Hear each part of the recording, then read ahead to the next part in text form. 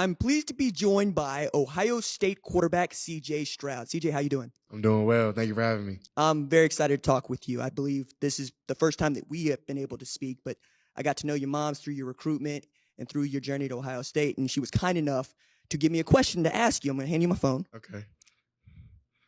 Could you read that aloud for us?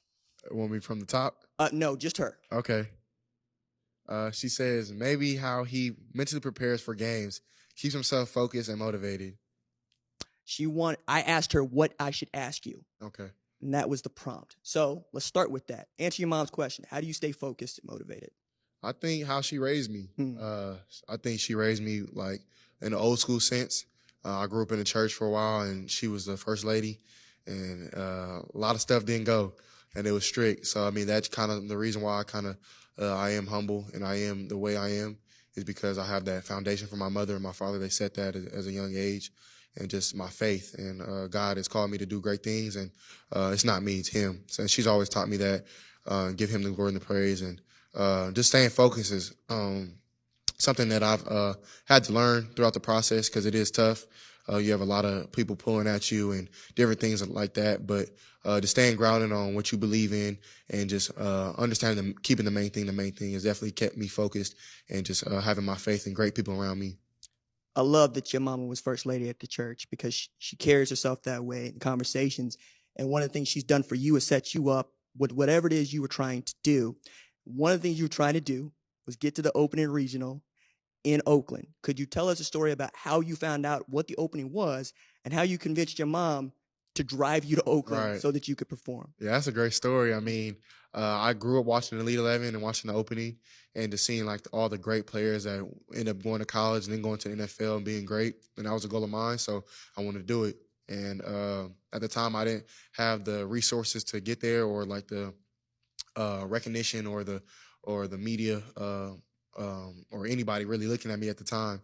So I definitely wasn't too finding out to go, and I was like, I didn't know if I should go, but Coach Stump, his name is Brian Stump, he's the Elite 11 director, and he texted me. He was like, "Come on up," and I was like, "Cool."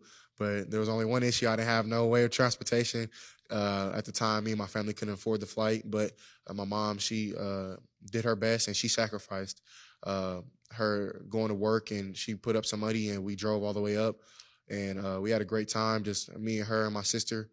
Just like old times. I mean, I miss them days, to be honest with you. But we go up there, and I'm up there with other quarterbacks like DJ Ugalele, and then Ethan Garber's at UCLA now. And I'm up there competing with them and having a good time. And even then, I wasn't invited to the camp. But I talked to a couple of guys, and they were pretty promising of me maybe getting one of the last invites. And by the glory of God, I was able to get that. And from that invite, I see your recruiting start to take off. To lay it out for people, you were ranked, I believe, 841st in the country, Really? Right? Before you started to make your rise. You get to Frisco, and then what happened? When I get to Frisco, and the first thing I did was pray. And I was like, God, whatever you want me to do, just let me do it, and I'm going to give you all the glory and praise, and just give me confidence. And that's what he did. And I go out there. The first day, I was kind of nervous, a little rusty. And then that second day, we had pro day. And then I think I broke the record. I think I broke Tua's record at the pro day with 50 points, and had a pretty good day. And that's what I needed just in my life, just to give me that confidence. And after that, I go in my hotel room. I go to sleep. I wake up the next morning, getting ready for 7-on-7. And I get a ring on my phone, and it's Coach Day. And he texts me. He's like, "Hey, CJ, I want to introduce myself. I'm head coach at The Ohio State University." And I just got on my knees. I prayed again. And so just after that, I just felt like I was called to do this. And after Frisco, I even got more, I ended up winning the MVP after the 7-on-7 play. And that was great for me, and great for my confidence as well. And then after that, I got even more offers, more recognition, more publicity, more media. And I think that was something that definitely rocket shipped my life. Coach Dilfer tells everybody we've never had someone score 50 points in this competition. Then you get your call from Coach Day. You find out you win Elite 11 MVP. When did you think or know you were going to accept your offer from Ohio State? I have so many stories that I don't have any like I can think of now, but I have a lot of ways, just like things were kind of just popping up in my life to have me choose Ohio State. I definitely think that was from prayer, because I had no clue where I wanted to go. So many great schools, so many great coaches, so many great people at these universities that I didn't know what I wanted to do. And then I just asked God, just give me signs, please. And I'll give you a funny story. So I'm at school one day, and my principal, his name is Mr. Wilborn, and he calls me to his office. And this usually doesn't happen. So I'm thinking I'm in trouble. I'm like, I ain't doing nothing. Let me just go over here and see what you talking about. And he gives me like 3 things, and he drops in my hand. And I look, and it's buck nuts now. I know now. But I'm like, Mr. Wilborn, what are these? He's like, oh, these are buck nuts. Like, I'm like, oh, that's a sign from God, like to go to Ohio State. And I was like, okay, I need probably 3 or more signs. And luckily I got those signs, and I think I made the right decision. I think so too. You also joined in with a vaunted recruit in Jack Miller. You guys both sit behind Justin Fields. You get to watch him work. What did you learn in your redshirt year and helped you propel into your redshirt freshman year? Right. Yeah, definitely was amazing for me. Even at the time, I didn't know it, just to sit that year and just to learn, just to soak up what Justin knew and what Coach Day was willing to do with me. And then, of course, being there with Jack. And Jack is my brother. I definitely appreciated him when he was here, and I do appreciate him now. And it was good for both of us to come in together and just learn from each other. And it wasn't any bad blood or ill will. We came in as brothers, and we left as brothers. So definitely a good friend of mine, but it definitely taught me a lot just to sit behind and just realize it wasn't my turn yet, and just to work hard. And I prepared every week like a starter, but I didn't get my opportunity. But luckily, I mean, I think it panned out. I think so. You are the starter against Minnesota. I was at that game. I get to see you put on those colors and go to work. What did you learn about yourself in that game that helped propel you through the rest of the season? I think that game kind of just showed a little glimpse of my life and my childhood, in a sense, just perseverance.